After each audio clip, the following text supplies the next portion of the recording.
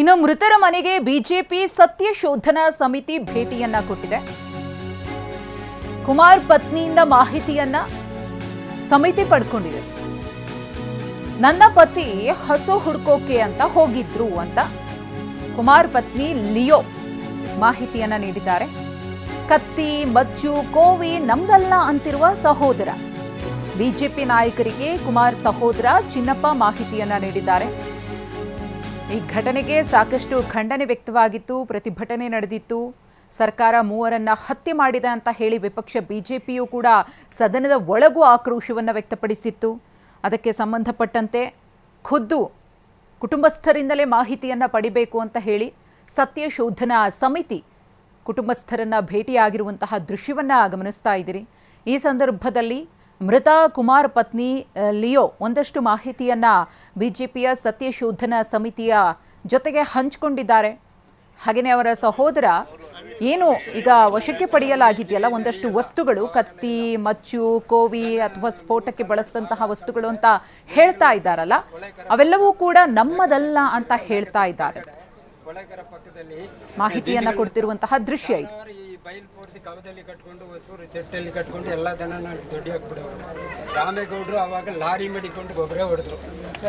SP T ಗೌಡ್ರು ಅಂತ ಗಿಂಜ್ಗಳತ್ತಿಂದ ಒಂದ್ ಕಡೆ ಬೇಯಿಸ್ಲಿಕ್ಕೆ ಕರ್ಕೊಂಡು ಹೋಗ್ತಿದ್ರಲ್ಲ. ಹೇಳೋದು ಸರಿ ಬಿಡಿ ಸ್ವಾಮಿ, ಭೌಗೋಳಿಕವಾಗಿ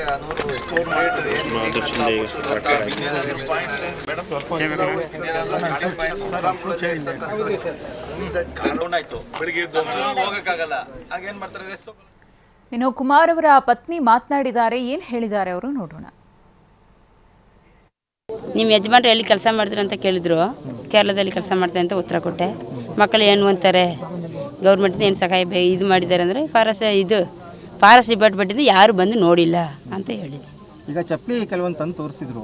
ಈಗ ಅರಣ್ಯಾಧಿಕಾರಿಗಳು ಕೂಡ ಒಂದು ಚಪ್ಪಲಿಗಳನ್ನು ತೋರಿಸಿದ್ದಾರೆ. ಅದರಲ್ಲಿ ಪ್ಯಾರಾಗನ್ ಚಪ್ಪಲಿ ಇದೆ, ಆಮೇಲೆ ಹೊಸ ಚಪ್ಪಲಿ ಇದೆ. ಹಾಗಾಗಿ ನೀವು ಹೇಳಿದ್ರಿ ಇಲ್ಲ ಆ ಚಪ್ಪಲಿ ಆಗ್ತಿರಲಿಲ್ಲ ಅಂತ. ಏನಮ್ಮ ಚಪ್ಪಲಿದು ಏನು ಕತೆ? ಅವ್ರಿಗೆ ಹೇಳಿದ್ರು ಪ್ಯಾರಾಗನ್ ಸ್ಲಿಪ್ಪರ್ ನಿಮ್ಮ ಯಜಮಾನ್ರು ಹಾಕ್ತಾಯಿದ್ರಾ ಅಂತ ಕೇಳಿದ್ರು. ಇಲ್ಲ, ಈ ಥರ ಸ್ಲಿಪ್ಪರ್ ಹಾಕಿದ್ದಾರೆ ನಮ್ಮ ಯಜಮಾನ್ರು ಅಂತ ತಗೊಂಬಂದು ತೋರಿಸ್ದೆ. ಯಾವತ್ತು ನಮ್ಮ ಯಜಮಾನ್ರು ಆ ಥರ ಸ್ಲಿಪ್ಪರ್ ಹಾಕಲ್ಲ. ಇಲ್ಲಿವರೆಗೂ ಯಾರಾದರೂ ಕೂಡ ಅರಣ್ಯ ಅಧಿಕಾರಿಗಳು ಅವ್ರ ಕಡೆಯಿಂದ ಬಂದು ಭೇಟಿಯಾಗಿ ಮಾತಾಡುವಂಥದ್ದು ಒಬ್ಬರು ಬಂದಿಲ್ಲ ಸರ್, ಯಾರು ಬಂದಿಲ್ಲ. ಈಗ ನೆಕ್ಸ್ಟ್ ಹೋರಾಟ ಯಾವ ರೀತಿಯಾಗಿರುತ್ತಮ್ಮ? ನ್ಯಾಯಕ್ಕಾಗಿ ಹೋರಾಟ ಯಾವ ರೀತಿ ಮಾಡ್ತೀರಾ ಅಂತ? ಈಗ ಗಂಡ ತೀರೋಗಿದ್ದಾರೆ, ರಿಲೇಷನ್ಗಳು ಕೂಡ ತೀರೋಗಿದ್ದಾರೆ, 3 ಜೀವ ಬಲಿಯಾಗಿದೆ. ಮುಂದೆ ನಿಮಗೆ ಯಾವ ರೀತಿ ನ್ಯಾಯ ಸಿಗಬೇಕು ಅಂತ ನೀವು ಕೇಳ್ಕೊಂತೀರ? ರಾಜ್ಯ ಯಾರು ಈ ಥರ ಮಾಡಿದಾರೋ ಅವ್ರಿಗೆ ಶಿಕ್ಷೆ ಕೊಡಲೇಬೇಕು. ಅವ್ರನ್ನ ನೋಡಬೇಕು ಸರ್, ಅವ್ರನ್ನ ಅರೆಸ್ಟ್ ಮಾಡಬೇಕು, ಅವ್ರ ಮುಖನ ನೋಡಬೇಕು. ನಮ್ಮ ಮಕ್ಕಳನ್ನ ಕರ್ಕೊಂಡೋಗಿ ಅವ್ರ ಹತ್ರ ತೋರಿಸ್ಬೇಕು. ನಾನು ಅದೇ ಫಸ್ಟ್